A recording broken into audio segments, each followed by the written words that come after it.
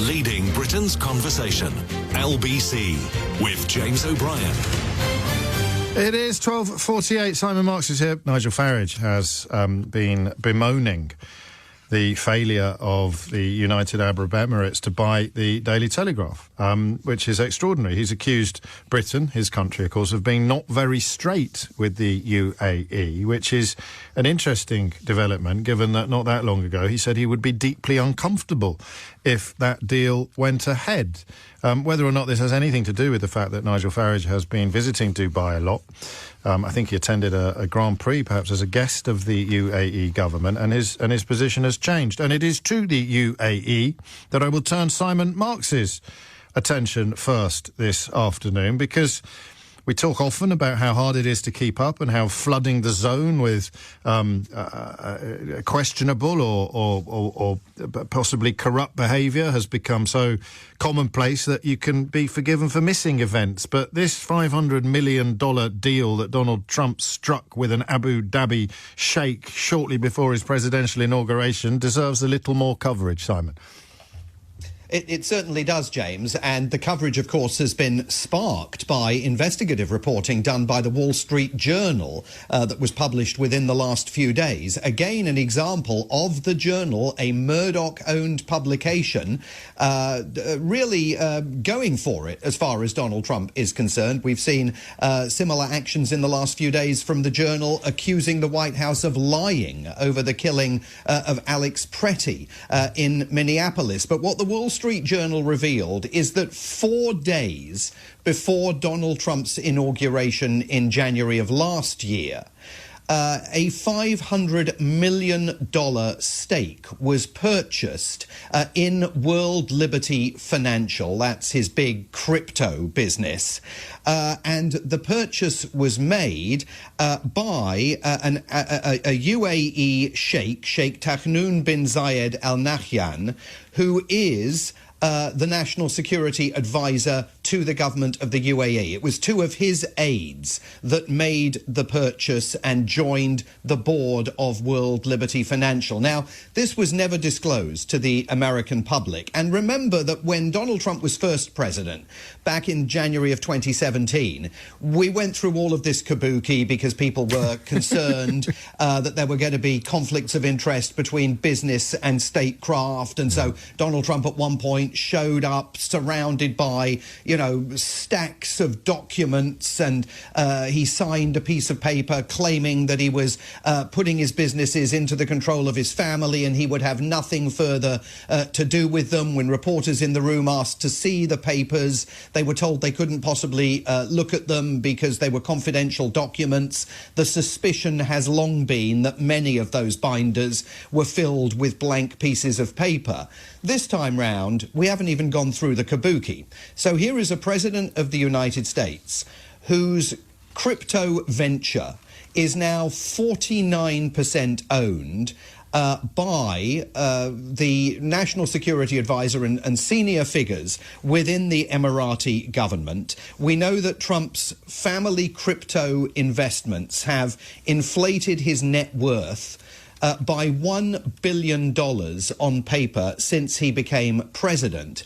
And the conflict of interest question arises in a couple of different areas. I mean, first of all, the Wall Street Journal and the New York Times reporting that the Emiratis secured an agreement from the Trump administration for the United States to sell hundreds of thousands of advanced AI computer chips to the Emiratis, even though national security figures within the Trump administration said that they were concerned that those AI chips via the Emirates could end up in the hands of China and be used to develop Chinese weapon systems.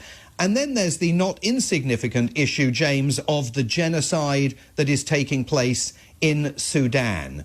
The United Arab Emirates is widely accused, it denies it, but it is widely accused of being the principal supplier of weapons to the Rapid Support Forces, the group that is trying to unseat the Sudanese government.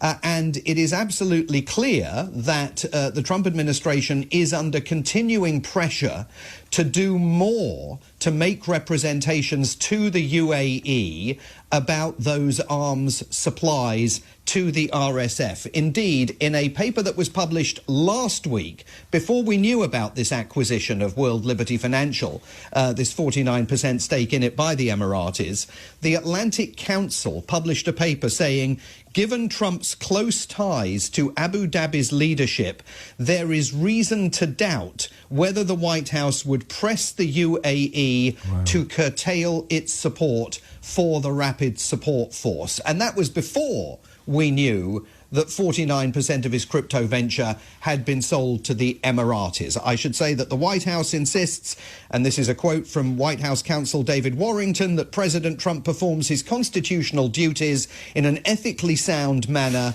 and to suggest otherwise is ill-informed or malicious. So that's the official White House position. We've come a long way from Jimmy Carter's peanut farm, haven't we? Just a quick word on Steve Witkoff. He's the family of Steve Witkoff, Donald Trump's envoy to the Middle East, came out of this deal $31 million better off as well.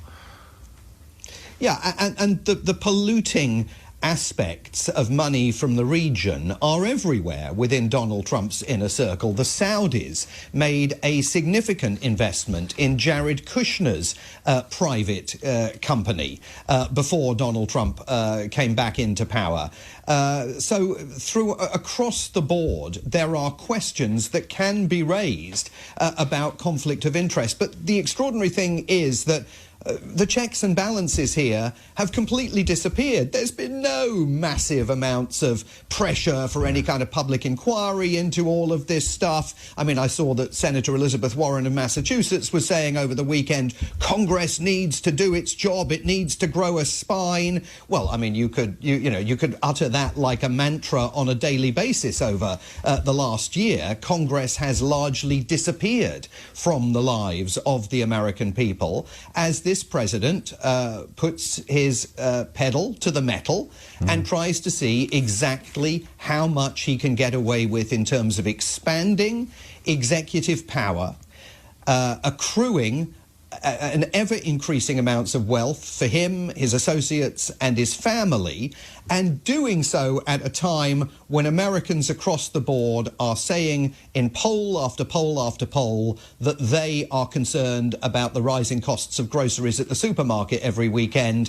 far more than they are impressed by the growths of their 401k retirement accounts under Donald Trump's stewardship over the last year. And our very own Timu Trump, Nigel Farage, has changed his views on the UAE's attempt to buy the Daily Telegraph. By complete coincidence, shortly after, he enjoyed a 10 grand jolly to Abu Dhabi to attend a Formula One Grand Prix.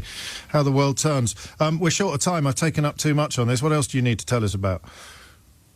Well, first of all, we should talk very briefly about Donald Trump suing his own government, because that hasn't attracted enough attention. A $10 billion lawsuit that he's filed over the leaking of his tax records to the press by a former IRS employee, the equivalent of HMRC, who was sent to jail for that leak. Donald Trump said over the weekend he might settle it. He's thinking of settling the lawsuit, with and himself. It'll be okay because he won't keep the money. No, he won't keep the money. Okay. He's going to give the money to charities, unnamed charities. But remember, it's going to fall to his own Treasury Secretary, Scott Bessent, his own Attorney General, Pam Bondi, to play a role in determining the size of any settlement of that lawsuit. And then there is the absolutely stunning news last night that he's going to close the what he calls the Trump Kennedy Center now for 2 years for a complete refurbishment and reconstruction.